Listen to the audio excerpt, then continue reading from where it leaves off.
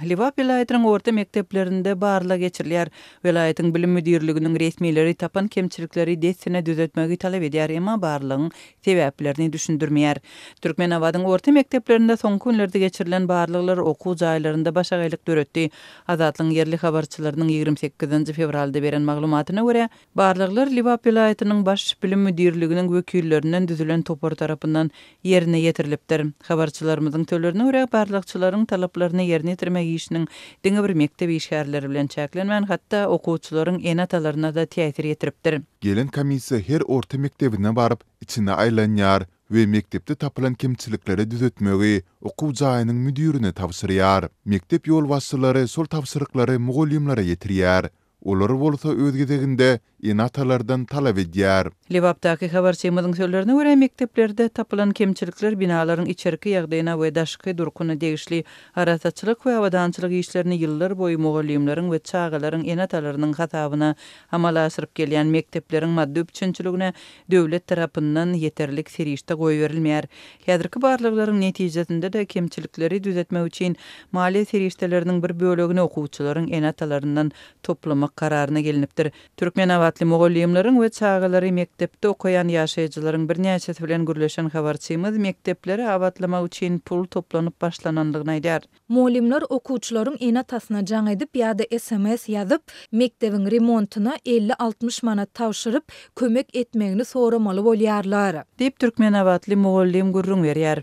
Mektep mugallimleri onsuzam alýan aýlyklarynyň esli bölegini mektebiň zerurlyklaryna sarp etmeli bolýanlygyny aýdyp, çykdyjylaryň iýde üzülmeýär diýerler. 3000 çemeti aýlyk alýan bolsak, sondan esli puly mektebe sarp edýäris. Sınıf sapaklaryna gerek bolan jurnallary, taxtada çizýän mail ýaly zatlary ýürüti dukandan özümiz satyn alýarys. Sınıf otoglarynda goýulan prezidentiň portretlerini, Mahtumulu Pragy ummany şygarlaryny hem öz hasabymyza satyn almaly bolduk. Ene atalar hem bize düşünmeli. Biz olardan mektebi düzeltmäge ýardym beriň diýip haýsy bilen kömek soraýarys. Diýip Türkmenabad şäheriniň ýene bir mugallimy anonim şertde gurrun berdi.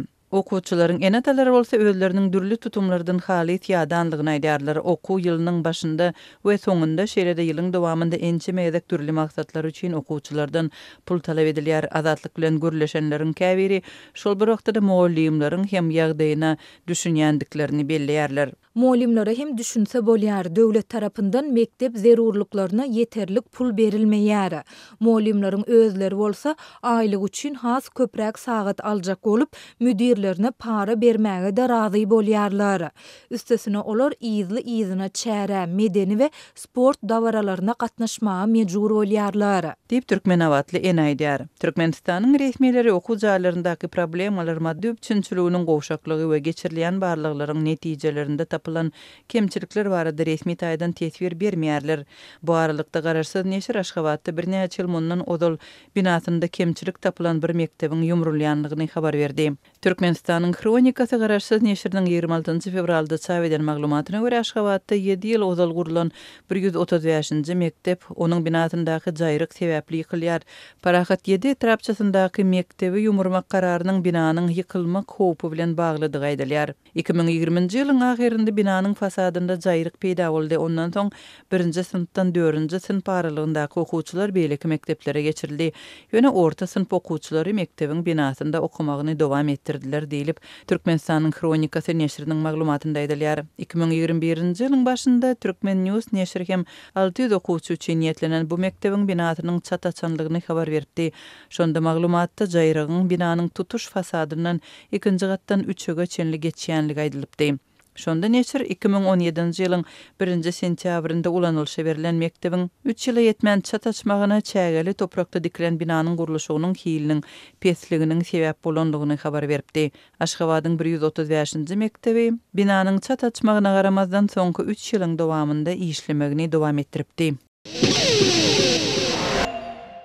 Aşgabatyň orta mekdepleriniň tas ählisinde ýakynda bellenilje Halkara Denanlar Güni münasibetli okuwçy oglanlardan pul toplanýar. Enatalaryň ençemesi bu pulun gereksiz çykdyjydygyny aýdyp, nobatdaky pul toplamak çäresine nägilelik bildirýär. Bu barada Azatlyk radiosynyň habarçysy 29 fevralda paýtagtdan maglumat berdi. Şu günler mektep ýolbaşçylary kiçi sınıflarda okuyan oglanlaryň her birinden 50 manat, uly sınıflarda okuyan oglanlardan 100 manat möçöründe pul toplaýarlar diýip Aşgabatly bir ene anonim şertde gurrun berdi. Mektep ýolbaşçylary toplanýan pullara okuwçy gyzlara we denan muallimlere sowgatlaryň satyn alınjakdygyny we munyň olara 8 martda bellenilýän Halkara Denanlar gününde gowşuruljakdygyny aýdýarlar. Her mektepde dürlü sowgatlaryň alınjakdygy aýdylýar diýip Aşgabatly ene belledi. Şol bir wagtda habarçymyz bilen söhbetdeş olan enatalaryň ençemesi mekteplerde we idara kärhanalarda ýygyderli pul ýöneljändigine, bularyň öz maşgala büdjetlerine barha köp agram salýandygyna aýdýarlar. Mektep ýolbaşçylary okuwçy oglanyň maşgalasynyň maddi ýagdaýyny nazara almaýarlar. Olar hemmeleri gradiýen bermeli diýerler. Häzir agyrykda sary kynçylyklaryň arasynda gündelik iýjek çöregini zordan tapýan hojalyklar sanardan kän. Şol sebäpli bu pul çagatyna tapyp berip bilmeýän maşgalalar köp. Bu ýagdaý köp oglanyň öz deň duşlarynyň arasynda kemtinmegine getirýär. Üstetine de bu zerur bolmadyk gereksiz çykdyjy sebäbi aýal gyzlara şol sanda okuwçy gyzlara döwlet tarapyndan 60 manat pul sowgady berilýär ahirin. Dip Aşgabatly eni belledi. Habarçymyz pul serişdesiniň diňe mektepleriň däl, eýse orta hüner mektepleriniň okuwçy oglanlaryndan hem ýygnalýandygyny aýdýar. Bu mekteplerde ýygnalýan puluň möçöri 100 manatdan 200 manata çenli ýetýär. Azatlyk okuwçylardan ýygnalýan bu pul serişdesi we onuň enatalara ýetirýän täsirleri barada yerli bilim resmiýetlerinden tesvir alyp bilmedi. Türkmenistanyň orta mekteplerinde we idara kärhanalarynda okuwçylardan we büdjet işgärlerinden dürlü maksatlar üçin ýygyderli pul ýygnalýar. Pul serişdesini bermedik işgärlere işden çykarylmak haýwata atylýar. Okuwçylar klassdaşlarynyň arasynda kemsidilip, synaglarda pes bahalaryň goýulmagy bilen ýüzbeýiz bolýarlar. Bu aralykda aýal gyzlaryň ençemesi prezidentiň adyndan berilýän pul sowadynyň mukdarynyň 6 ýyl bäri şol bir möçörde saklanýandygyny, oňa hatda bir sany atyr hem satyn alyp bolmaýandygyny aýdýar.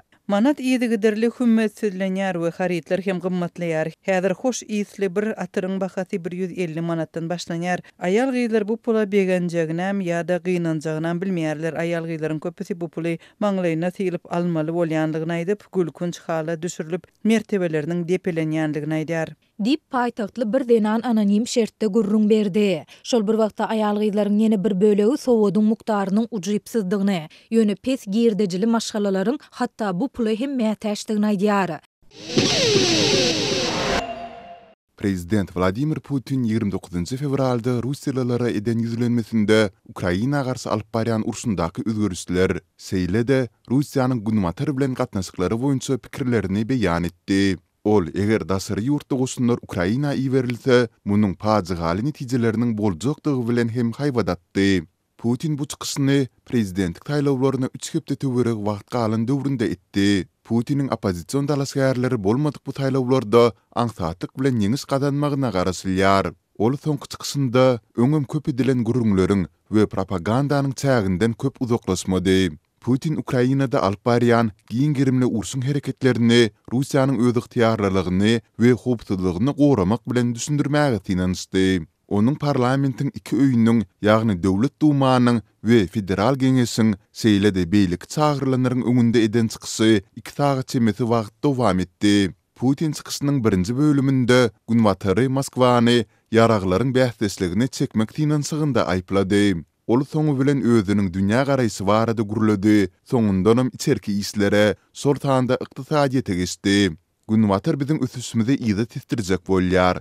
Russiýanyň ýerinde olar gurup bir boş ýeri görmek isleýärler diýip Putin aýtdy. Şol bir wagtda ol günwataryň ýalňyz hasap ýöredendигine hem sözüne goşdy. Şu hepdäniň başynda Fransiýanyň prezidenti Emmanuel Macron häzir dolu ulalysyk bolmasa da hiç bir zadyň şol sanda Russiýanyň ýeňiş kazanmazlygy üçin günwatar güýçleriniň Ukrainanyň tarapynda töwüşmäge uğradylmagynyň hem aradan aýrylmaly däldigini aýtdy. Putin bular ýaly ädimiň onuň öz sözleri bilen aýdylanda interventler üçin netijeleriň boljakdygyny, bularyň hem has paýjygaly boljakdygyny aýtdy. Ol günwataryň bular ýaly görnüşde goşulmagynyň global ýadyr urus ähtimallyklaryny ýokarlandyrjakdygyny hem bellidi. Mundan başga da Putin günwataryň Russiýanyň kosmosda ýadyr ýaraglaryny ýerleşdirmegi planlastyrýandygy baradaky maglumatlaryny reddedip, Russiýanyň ýadyr güýçleriniň dogly taýýarlyk ýagdaýyndadygyny, şeýle-de Ukrainadaky töwüş meýdanyna ýaraglaryň täze görnüşleriniň eltilendigini aýtdy. Ol sarmat kısımly interkontinental qanatly raketalaryň hem Russiýanyň ýadyr güýçleriniň düzümine goşulandygyny aýtdy. Kreml bu çykyşy bilen 15-17 mart aralygynda geçmeli prezidentlik saýlawlaryndan öň Putiniň goldanýandygy baradaky garaýşy döretmegi umyd edinýär. Russiýada saýlawlar Kreml tarapyndan bir gözegçilikde saklanýar. Şeýle-de olar ni açyk ne de adalatly geçýär. Emma häkimetler munyň bilen belli bir derejede kanunylygy kazanjak bolýarlar. Kremlin ýurdun syýasy durmuşyny bir gözegçiliginde saklamagy netijesinde Russiýany 1999-njy ýyldan bäri premier minister we prezident weziplerinde dolandyryp gelýän Putiniň aňsatlyk bilen ýeňiş kazanjakdygy çaklanylýar. Putin çykyşynyň birinji sagadynyň dowamında geçen hepde Arktik türmesinde gümürtük ýagdaýlarda ýok bolan meşhur opozisiýa syýasatçysy Aleksey Navalnyň adyny ýeke gezegem agzamady.